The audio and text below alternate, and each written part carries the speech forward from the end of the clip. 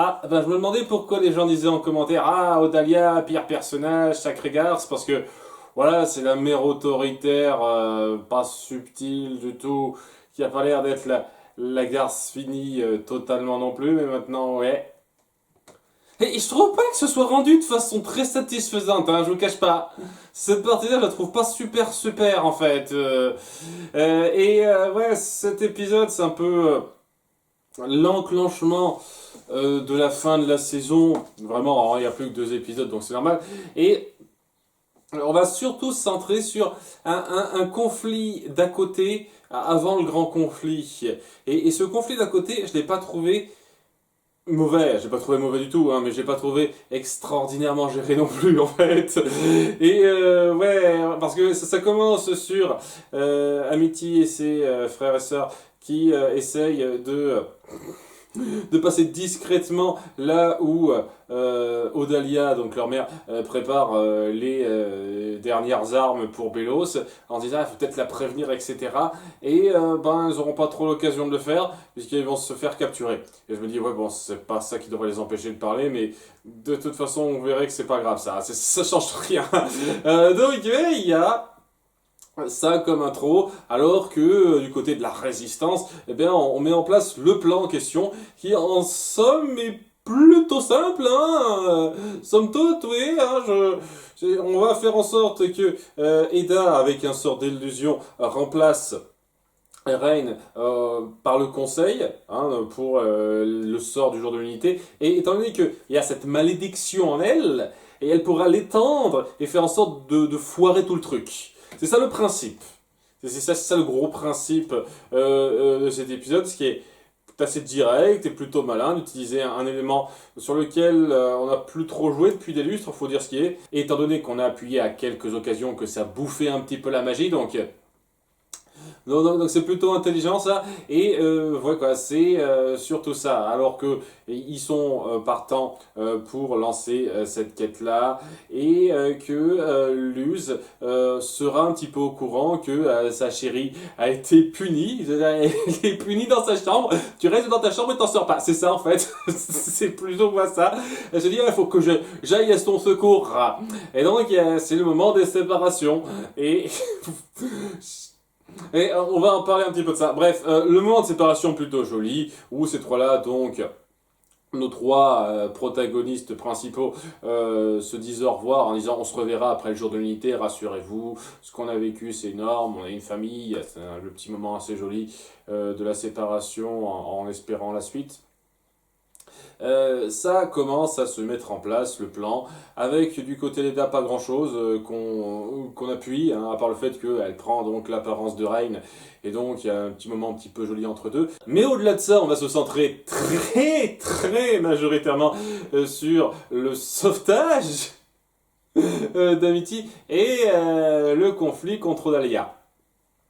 Alors, le sauvetage d'Amity va être assez court, hein. Il va y avoir Luz qui va être réuni avec ses copains qu'il a plus depuis quelques épisodes maintenant, et Hunter, hein, donc il forme à nouveau le Quatuor qui s'apprête à former à nouveau le Quatuor, et il y a Hunter qui n'a pas encore dit tout de ce qu'il touche à ses deux nouveaux potes, Willow et Gus, quoi. Il leur a caché le fait que c'était une créature créée par magie, en soi.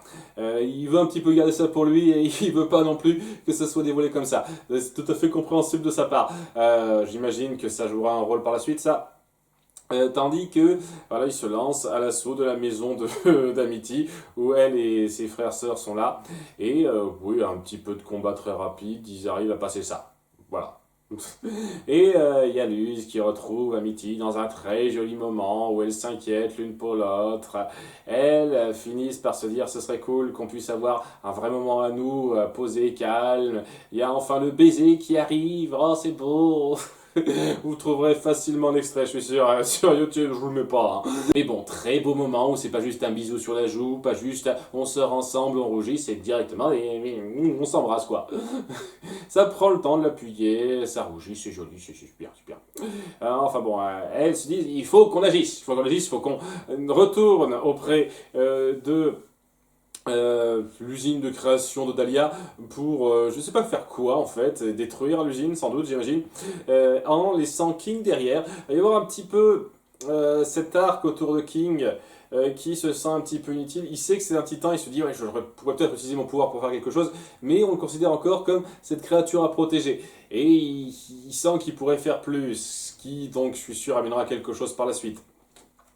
Mais bon, il sera laissé un petit peu seul. Il entendra dans sa tête encore un petit peu la voix du collectionneur qui s'impatiente un petit peu que Bélos ne le libère pas tout de suite. Alors que, bon, d'après ce que Bélos dit, il faut d'abord que son sort de drain de magie qui va buter tous les magiciens qui ont une marque se lance, quoi. Mais bon, hein, il est impatient, il est impatient. Donc, il y a ce lien entre ces deux-là, qui je suis sûr sera expliqué plus tard. Intéressant. Et surtout, il croisera Alidor, parce que bon, il existe toujours, lui, le papa d'Amity, qui se sent un petit peu délaissé à part. Elle me traite toujours mal, jamais eu une seule journée de repos, etc. Je suis toujours à sa botte. Alors, je tiens à le dire, je trouve pas que ce soit 100% raccord avec le premier épisode où on les a vus, là. Il y a quand même le moment où Alidor finit par recadrer un petit peu Odalia en lui disant ok, t'as vu notre fille qui s'est affirmée en disant qu'elle veut pas faire ce que tu veux, laisse-la. On a montré quand même, appuyé que s'il voulait, il pouvait un tout petit peu asseoir l'autorité. Mais maintenant, non. Non, maintenant c'est Odalia qui décide, va te faire foutre, Alidor. C'est plus ou moins ça, pardon. Et ouais, j'aurais pas été contre que cette relation soit davantage appuyée en plusieurs moments autour de ces deux-là, dans plusieurs épisodes, parce que vraiment, quoi. Les parents d'Amity, pour l'instant, ils ont que 3 épisodes pour être vraiment un peu mis en avant. L'épisode où on les a introduits, celui centré sur Alidor et sa relation avec sa fille, ben celui-là. Le reste du temps, bon, on les voit peut-être vaguement un tout petit peu, histoire de dire, mais ils n'ont pas de grande importance, à part un tout petit peu, je reconnais, le passage sur le passé de Willow et Amity, où ses parents veulent qu'elle voie des copines de la haute société comme elle. Ouais. C'est vrai, on va dire que ça fait 4. Mais ouais, c'est le truc avec ça. On n'a pas tant que ça développé ces personnages-là, on les a montrés un petit peu pour qu'ils aient un impact, mais pas au point que ce soit des acteurs importants. Et ça donne un peu l'impression que ça va être le cas par la suite pour Odalia. C'est pour ça que ça me fait bizarre en fait. Parce que ouais, donc ils se rendent nos personnages auprès d'Odalia pour essayer d'arrêter un petit peu sa situation, mais ils sont vite repérés, une fois de plus, très vite comme ça, par Odalia et Kikimora qui est là. C'est devenu une sous-fifre de la famille Blight maintenant, elle a été dégradée. Ok, et elle lui a donné une espèce de grosse machine abomination pour qu'elle se sente plus grande parce que apparemment elle n'avait pas assez de capacité magique pour être très forte d'elle-même. Apparemment, hein. Il me semblait quand même qu'elle était plutôt douée en magie et Kikimora, mais plus tant que ça maintenant. Ça doit être, elle doit manipuler un robot géant. Si ça lui fait plaisir, hein, à changer le truc si vous voulez. Voilà, Kikimora qui a maintenant plus la moindre once de profondeur dans cette histoire. En fait, c'est ça le truc. Elle avait jamais eu vraiment de profondeur, à part dans l'épisode où on essaie de lui en donner un tout petit peu, mais maintenant on s'en fout, quoi. Et Odalia, bon, qui, en capturant un peu tout le monde, finira par dévoiler de façon claire qu'elle sait.